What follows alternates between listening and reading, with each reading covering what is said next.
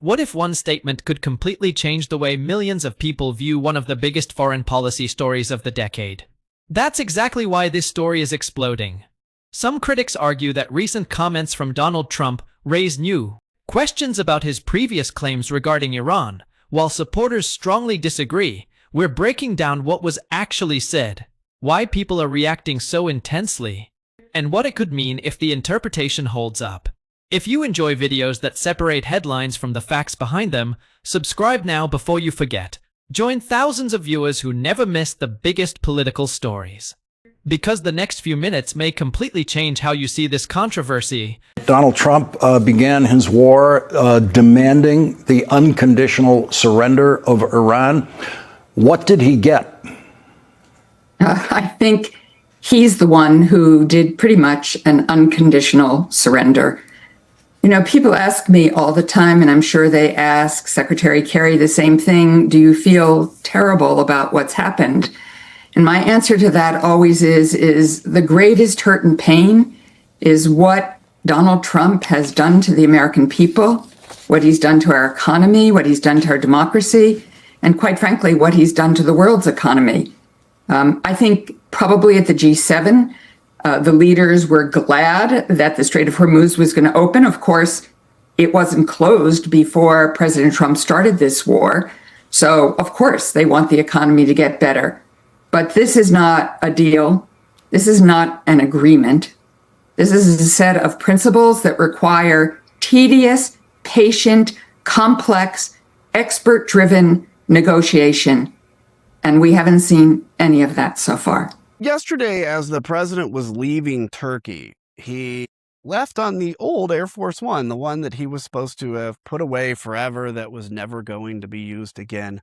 And the reason was understandable. We had just gotten in a back and forth militarily with Iran, and the new Air Force One evidently doesn't have quite the defensive measures that the old one does. And so completely logical, made sense. But Donald Trump is always eager to pretend like he's never made a mistake and his new jet is the best jet ever and it was a great gift to the American people. And so instead of just admitting it or not even addressing why he took the old Air Force One between Turkey and the UK, he lied. He said that he really, as a gift to the U.S. soldiers, wanted to send the new Air Force One to the UK so they could go through it and see it. And he was going to ride the old Air Force One for old time's sake, as a kind of formal goodbye. Now look, it's ludicrous. The idea that the president's like, you know what, this new jet I have, why don't we just send it to England so that 100 soldiers can take a look at it, and I'll ride the old Air Force One to England, and that way we give them a little gift, because I love the military so much. There is not a single person in the world that believes that that's true. But Donald Trump can't help himself. He lies about everything, including the littlest thing, like why he had to take the old Air Force One. Now, just remember, the new Air Force One was given to us by Qatar, and you, as a taxpayer, have spent almost $1 billion to upgrade it to something that he can use. But here's the catch. When he leaves office, that Air Force One doesn't stay for the next president. He gets to keep it. He takes it with him, complete with all the stuff the taxpayers put on it as well. So not only is it corrupt, he is stealing from the United States. The next president needs to declare that property of the United States of America and seize it from Trump, because we paid for it. But no matter how asinine, stupid, dumb, or anything, he can't help himself but to lie. You believe a single word of Trump's peace deal with Iran that he announced this afternoon. I have neither the time nor the crayons to explain how fucking stupid you are. Because see, those of us that are burdened with intelligence and who don't have the memory of a fucking goldfish, we've seen this movie before. We saw it the last 5 or 6 times they did this exact fucking song and dance. Let me see if I can explain this to you, Cletus. First, the billionaire predator president that all of you inbred skid marks idolize and all of his rich prick friends, they sell their stock when the market's high. I'm betting they did that last Friday when there was another deal that was totally, possibly, probably 100% gonna get signed. Then, the president loses his fucking mind over the state of things in Iran and new strikes are announced. Sometimes he says he's gonna do a ground invasion of Karg Island. He's done that twice now. Crucially, after the market has fucking imploded, but before anything really concrete has happened, no troops have been sent, but maybe a few bombs have been dropped. Coincidentally, there's a new ceasefire and all those strikes are canceled, and suddenly all he wants to talk about is how the Dow's up $1,000. It does not take very many fucking brain cells to see what's happening here, and if you can't do it, you're so dumb you could fuck up a one-house paper route. He's treating the economy like a fucking cum rag, and you're thanking him for it. As the reactions intensified, social media exploded with competing clips, headlines, and interpretations. Some viewers believed the new comments confirmed long-held suspicions, while others argued the viral narrative ignored crucial context. The truth depends heavily on watching the complete remarks instead of isolated sound bites alone. This is going to hit you whether you are MAGA red, deep Democrat blue, or you just don't follow politics at all. It doesn't matter what team you're rooting for in the NCAA championship. This still lands on you. So I asked earlier, do you have war fatigue? Do you have Trump fatigue? Do you have news fatigue? All of that I understand, especially after No Kings. Like, you're just like, I'm done. 8 million people showed up. A lot of you watched right here on our channel. Donald Trump is lying to you. This could cost Donald Trump his presidency, and it could cost us our safety and our stability, because he keeps saying that the United States is negotiating with Iran, but Iran keeps saying that they have no idea what he is talking about, no idea who he's talking to. They're not hinting, they're not being vague about it, none of that. They say that he is flat out lying, and that is not happening. Trump now has a peace deal disaster on his hands. Even much of MAGA is saying this looks like an unconditional surrender and just a total failure. And that's because we now know the 14-point plan that was agreed to by both sides. And it includes an end to the lift on all fronts, including in Lebanon, a lift to the US's naval blockade on Iran, opening the Strait of Hormuz to global oil shipments, with Iran being able to sell its oil without restrictions, establishing a $300 billion plan for the rebuilding of Iran, and a provision that Iran will not procure or develop nuclear weapons. But also the highly enriched uranium that Iran already has, right? The whole thing that Trump apparently wanted to get rid of forever, that's being pushed back to the next phase of negotiations, which are expected to take place over the next 60 days before a final deal is reached. And I mean it when I say almost no one, Democrats, Republicans, pro-Israel advocates, or even Israel itself, thinks that this current deal is actually going to have any effect on upcoming nuclear talks. Where the current deal basically just says we're going to figure out how to dilute all that uranium that's buried under those bomb nuclear sites, but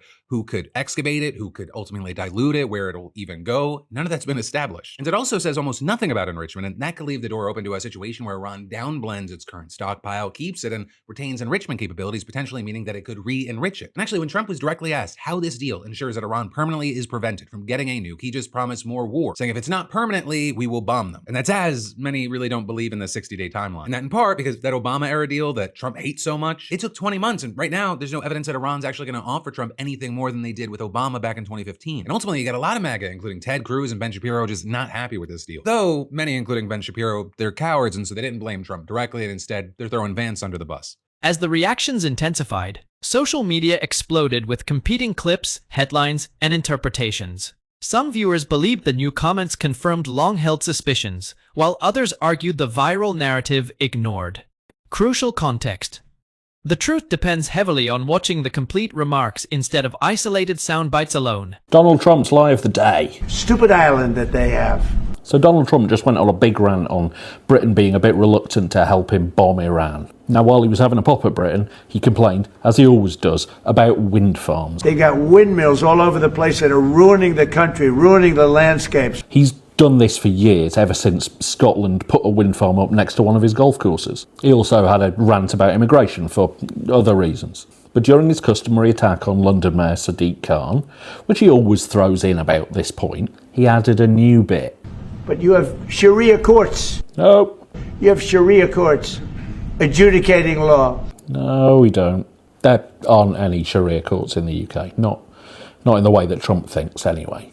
There are a number of Sharia councils which offer voluntary adjudication on matters of religious ethics and on things like Muslim divorce. But crucially, they have absolutely no power in law.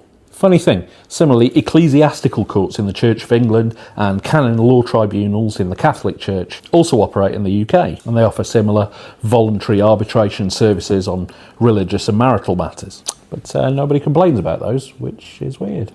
68-year-old Steve Witkoff is a real estate developer in real life who would not have been chosen by any president of the United States to do anything, anywhere, until Donald Trump decided to send him into negotiations, not just in the Middle East, but also in Moscow with Vladimir Putin. Steve Witkoff obviously knew nothing about the Middle East or Vladimir Putin when Donald Trump chose him.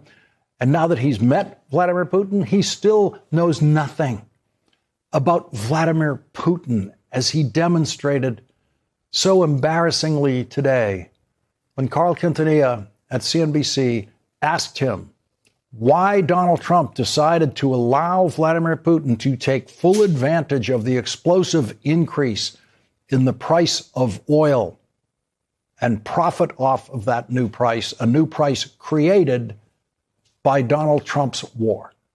Do we think that the Russians have shared intelligence about the location of U.S. military assets? And if they have, why would we be giving waivers on Russian oil sanctions?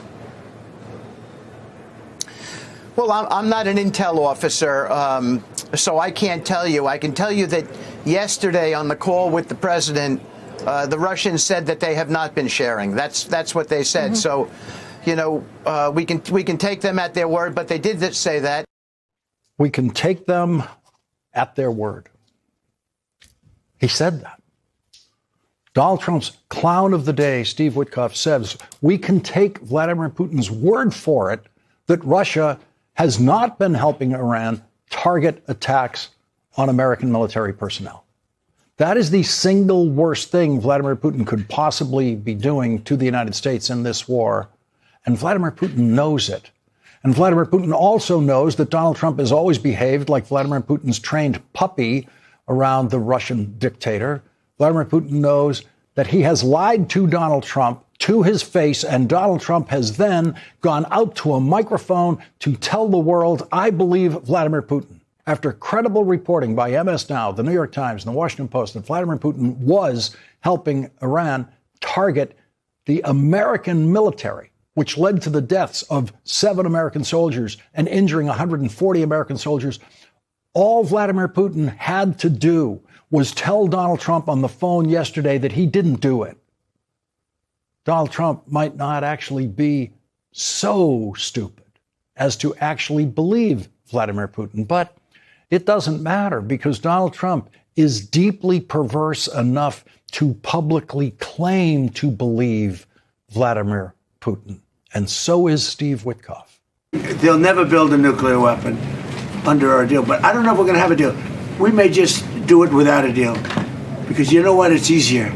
Because these people, they lie and they cheat, and you have an agreement, and they'll go outside.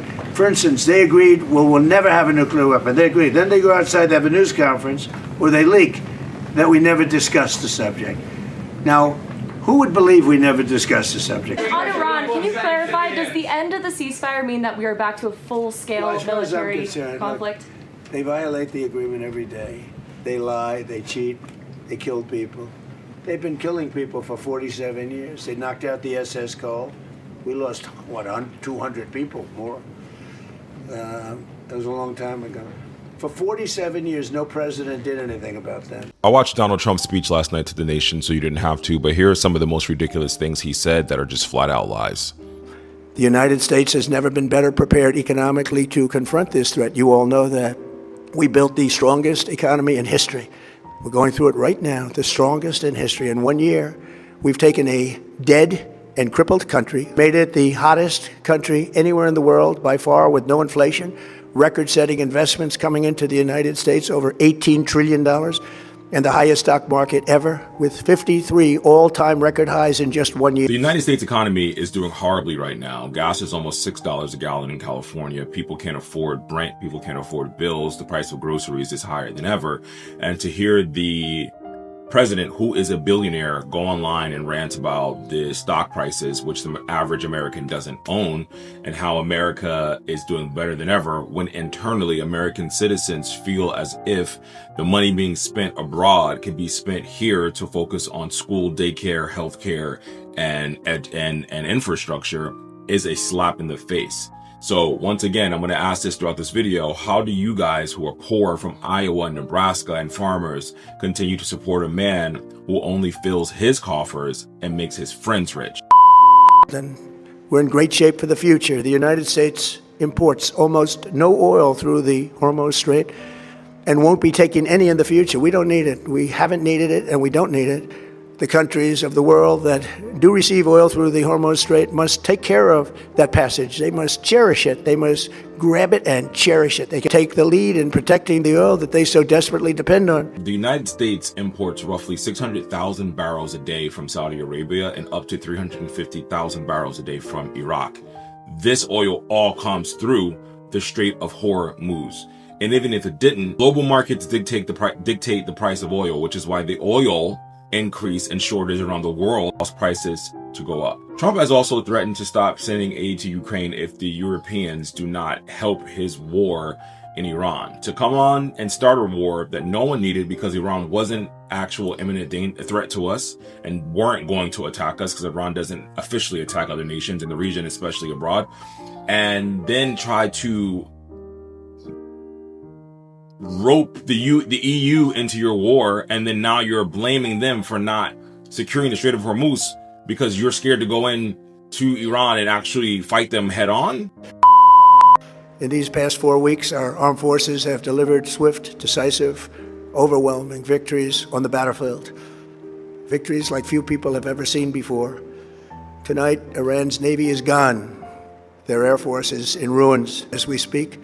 Their ability to launch missiles and drones is dramatically curtailed, and their weapons, factories, and rocket launchers are being blown to pieces. Very few of them left.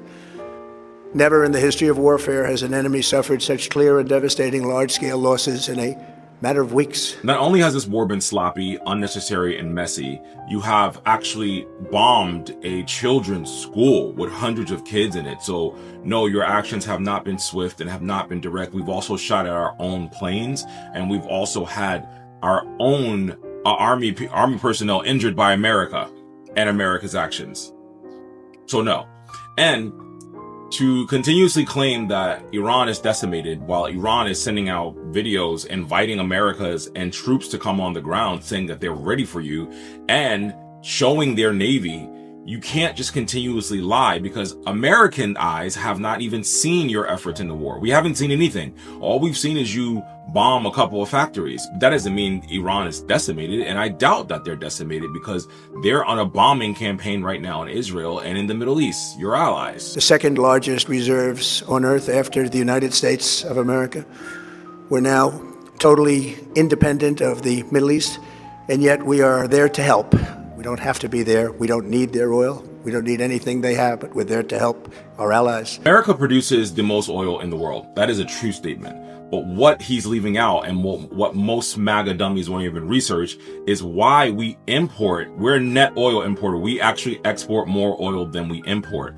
But we import around 8 million barrels of oil a day because our refineries are not made for the oil that we actually have in America. So America produces something called like light sweet crude oil.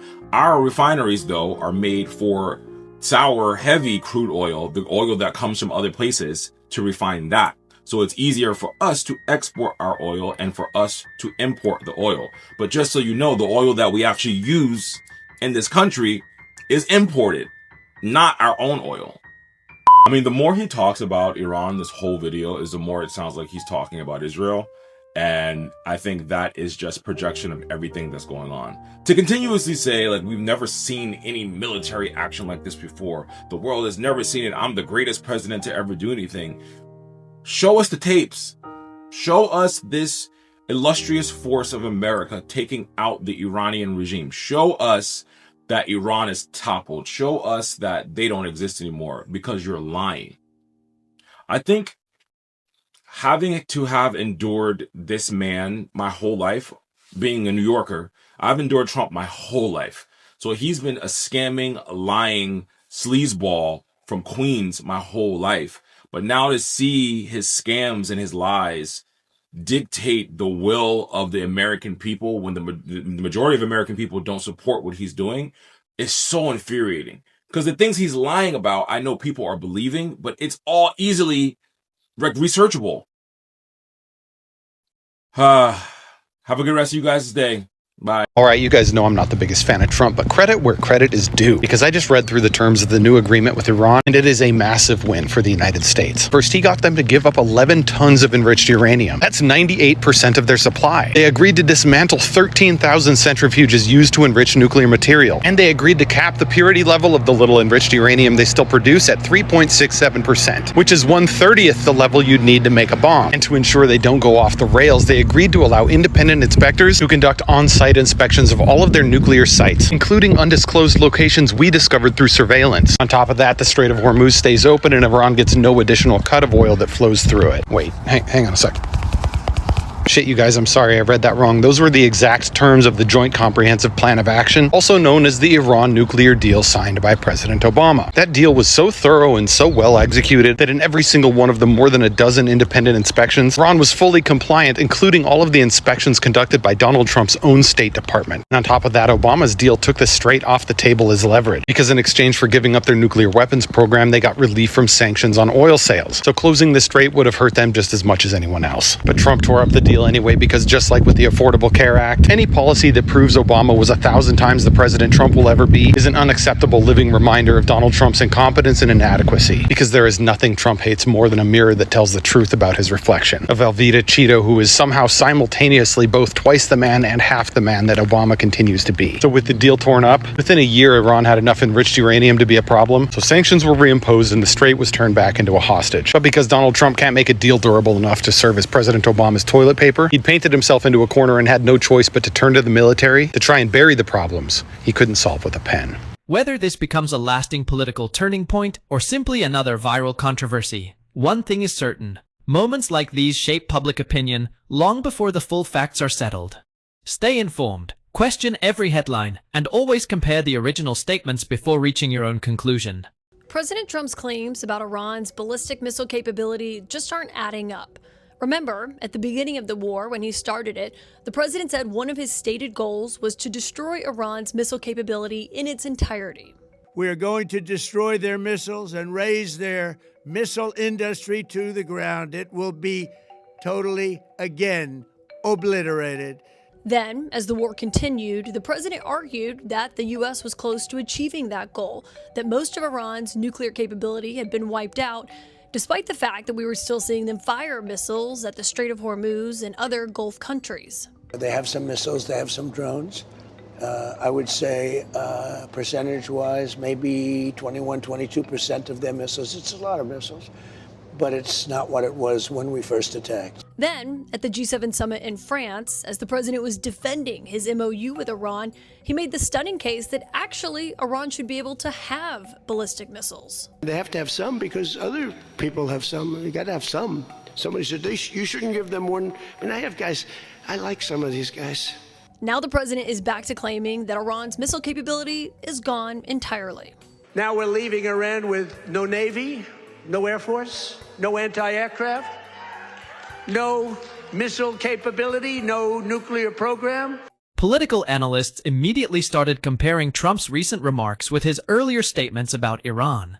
The debate quickly shifted from policy to credibility, with everyone asking the same question: do these comments genuinely contradict his previous position, or are they being taken out of context for political advantage? I promise you that you won't believe anything that Trump says or his administration after watching this video. Don't forget to follow to stay in the loop. Our interest, I think, very much is in not going to war with Iran. They said, he will start a war. I'm not going to start a war. I'm going to stop wars. A president will start a war with Iran because he has absolutely no ability to negotiate. He's weak and he's ineffective. I've been a recovering neocon for 6 years now. Like the foolishness with which we ricocheted around the world, intervening, think it was in our best interest, when really we just overturned the table and created something worse. You're not going to have a war with me, and you're not going to have a third world war with me. That I can tell you. A vote for Donald Trump is a vote for a man who wants to end wars, not start them. I was the first president in decades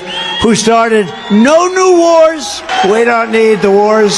Foreign lands, countries you've never heard of, countries that don't even want us there. President Trump, as he says all the time, and as a lot of people recognize, is a president of peace. We want to have good relationships with everybody. I am the candidate of peace. I am peace. President Trump is the peace president. We've spent $8 trillion in the Middle East, and we're not fixing our roads in this country. How stupid is it? It had never been in Iraq. We have destabilized the Middle East. I certainly empathize with Americans who are exhausted after 25 years of foreign entanglements in the Middle East. I understand the concern, but the difference is that back then we had dumb presidents, and now we have a president who actually knows how to accomplish America's national security objectives. What do you think? Put it in the comments.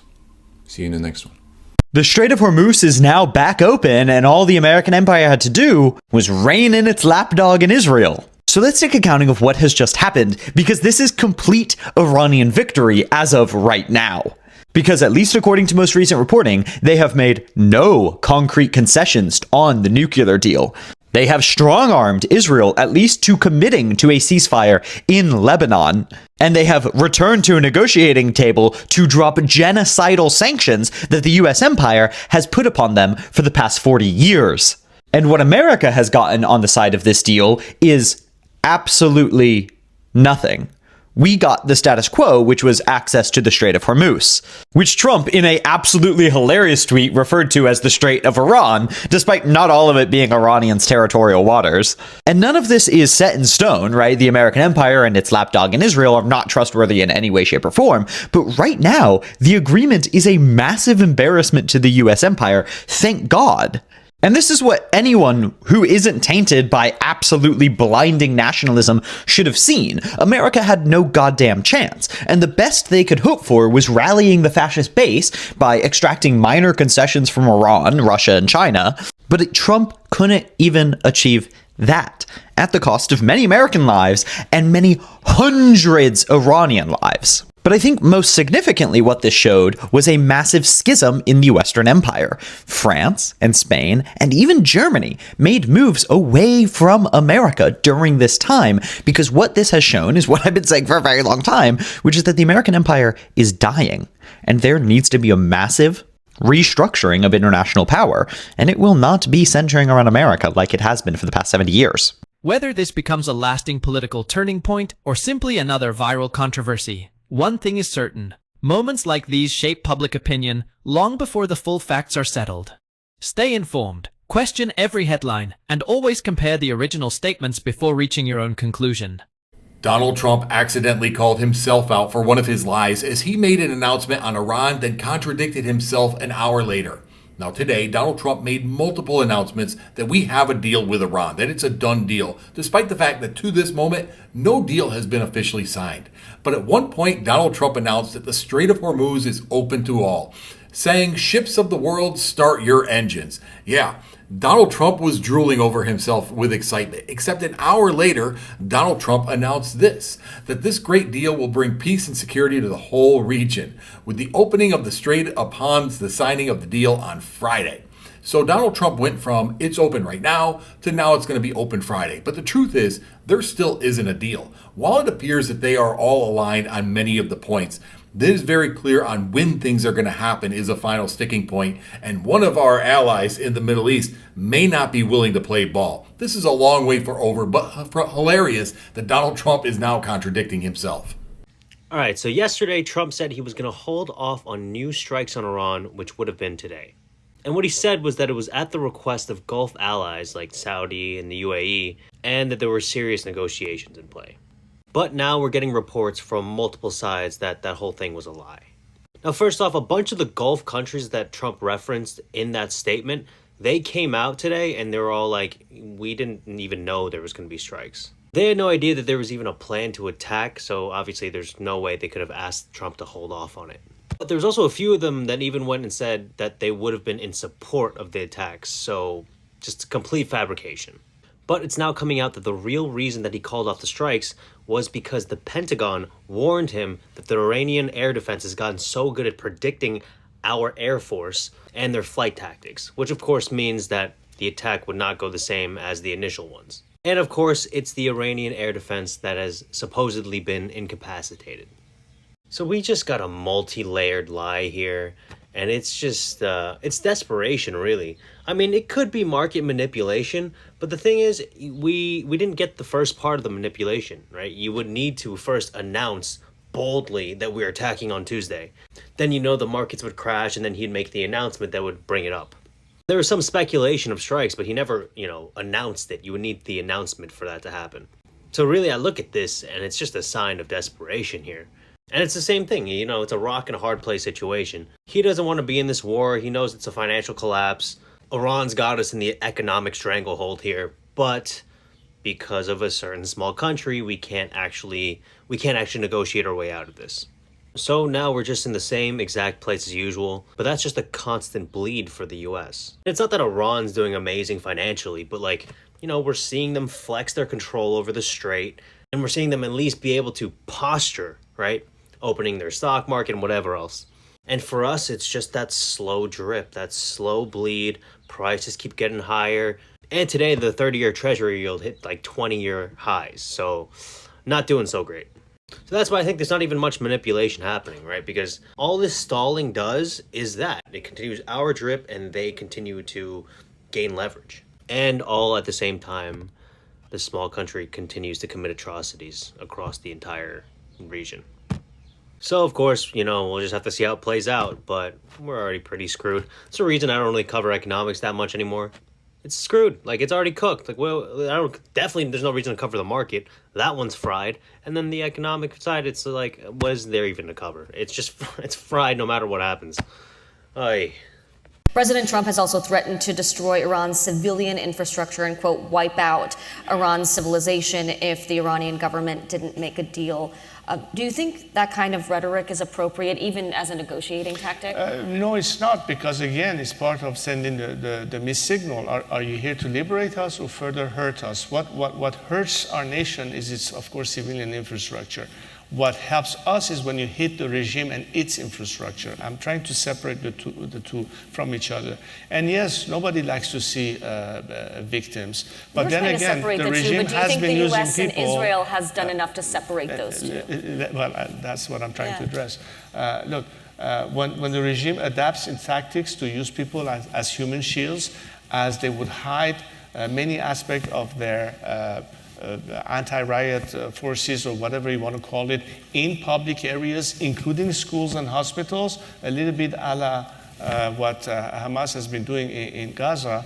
Sometimes it's very, very difficult to have precision targeting without having every now and then these instances. It's very sad, but it's war, it's conflict. The sooner we put an end to this regime, the sooner we can in fact preserve more innocent lives from being destroyed in my country.